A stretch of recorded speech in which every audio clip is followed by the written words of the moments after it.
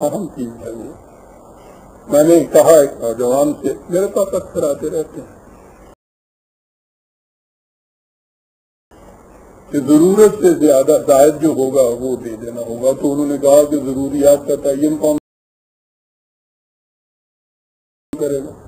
مگر ایسا کہتا کہ میری ضرورت جو ہے ریلیکس کار بھی ہے، محل بھی ہے، بنگلہ بھی ہے، اے سی بھی ہے، یہ چیزیں بھی ہیں، تو یہ تو اس کی ضرورت ہے. وہ کہے گا میری ضرورت پوری نہیں ہو رہی ہے، مجھے کچھ اور دو. ضروریات کا تعین کون کرے گا؟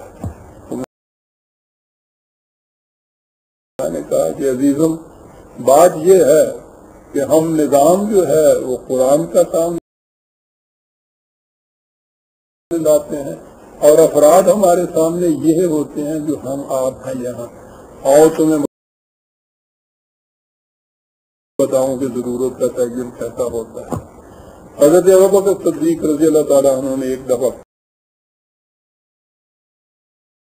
کھانے کے بعد بیوی سے کہا کوئی میٹھی چیز جی چاہتا ہے.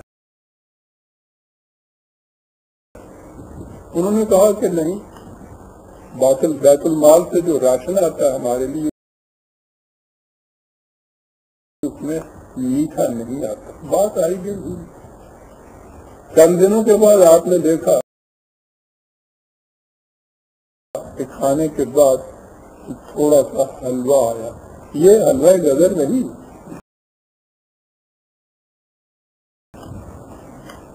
یہ کھجوروں کی گٹھلیوں کے پیسے ہوئے ستو شہد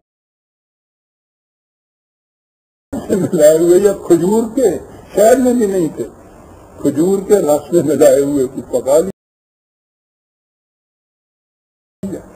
آپ نے کھایا، میٹھا تو تھا، خوش ہوئے. کہا کہ تم نے تو اس دن کہا تھا کہ ہمارے ہاں راشن میں میٹھی چیز آتی نہیں ہے، تو یہ کیسے آ گئی؟ تو اس نے کہا کہ میں نے یہ محسوس کر کے کہ آپ کو اس کی چاہت ہے، میں کرتی یہ تھی کہ ہر روز آٹا گوندنے سے وقت ایک مٹھی بھر آٹا لے کے الگ رکھ لیتی تھی. 5-7 دن میں وہ اتنا آٹا ہو گیا کہ میں نے اسے بازار بھیج کے یہ کھجوروں کا شیرہ منگا لیا اور اس سے یہ حلوہ بنا. یہ بہت اچھا. گھر سے اٹھ کے سیدھے گئے بیت المال کے مودی کے پاس جو راشن بھیجتا تھا، اور جا کر کہا کہ ہمارے گھر میں جتنا آٹا روز جاتا ہے اس سے ایک مٹھی بھر کم بھیجا کرو، کیونکہ تجربے نے بتا دیا ہے کہ ہمارا گزارا ایک مٹھی بھر کم میں بھی ہو جاتا ہے. میں نے اس سے کہا کہ عزیز من، یہ نظام ان لوگوں کے ہاتھوں سے قائم ہوا تھا. ضروریات کا تعین یوں ہوتا تھا، کوئی غیر نہیں کرتا تھا، باہر سے نہیں یہ ہوتا تھا، یہ اندر کی آواز تھی جس سے یہ سب کچھ ہوتا تھا. حضرت ابوبکر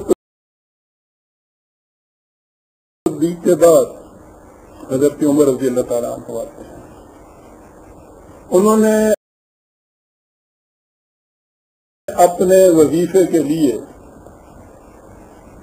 یہی کچھ کہا تھا، لیکن اس کا انداز اور تھا. آپ نے کہا تھا کہ میرا وظیفہ کپڑوں کے 2 جوڑے، ایک سردی کا ایک گرمی کا، حج اور عمرہ کے لیے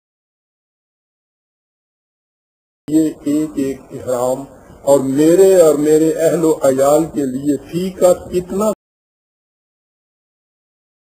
کھانا جو قریش کے ایک آدمی کی خوراک ہے، نہ اس سے زیادہ نہ اس سے کم.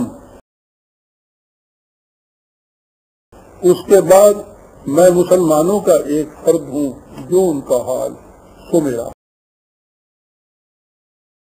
حال. اب یہ جو کھانا تھا قریش کے ایک آدمی کا، اس کا معیار کیا تھا اپنے لیے؟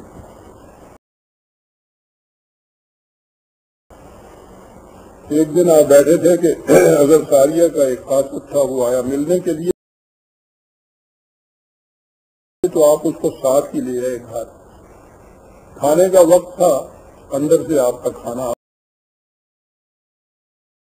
آ گیا، جو کی روٹی، زیتون کا تیل، تھوڑا سا نمک پسا ہوا. قاصد نے تعجب سے کہا کہ آپ جو کی روٹی ابھی تک کھا رہے ہیں، اب تو مملکت میں کچھ گیہوں باہر سے کافی آنا شروع ہو گیا ہے، تو آپ کیوں نہیں کھاتے گیہوں کی روٹی؟ یاد رکھے عربوں کے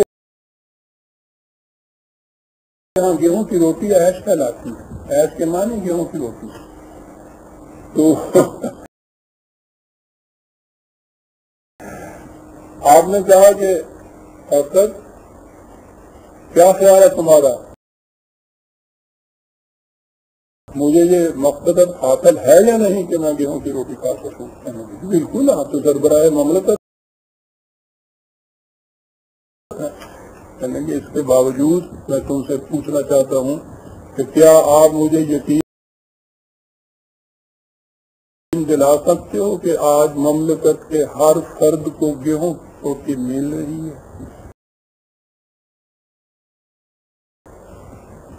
یہ تو میں نے یقین دلا. کہنے کہ مجھے یہ یقین ہے کہ آج ہر فرد کو جو کی روٹی ملتی ہے.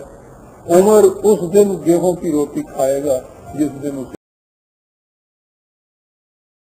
یقین ہو جائے گا کہ ہر فرد کو گیہوں کی روٹی ملتی ہے.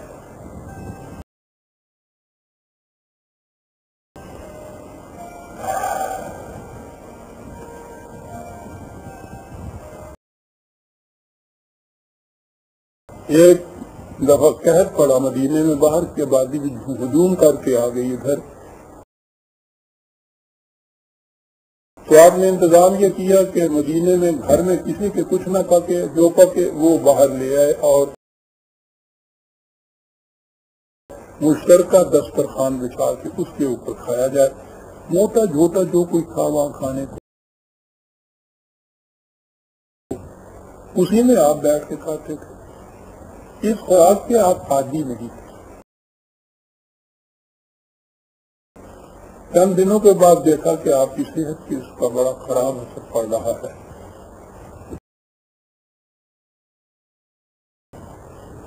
رفقا نے کہا کہ آپ خوراک اپنی بدل دیجئے، آپ کی صحت پہ اثر پڑ رہا ہے، آپ یہ کیوں کھاتے ہیں؟ تو آپ نے وہ فکرہ کہا ڈاکٹر صاحب جو میں سمجھتا ہوں کہ آج ہر ایوان کے باہر سونے کے حروف میں لکھا جانا چاہیے. آپ نے کہا کہ اگر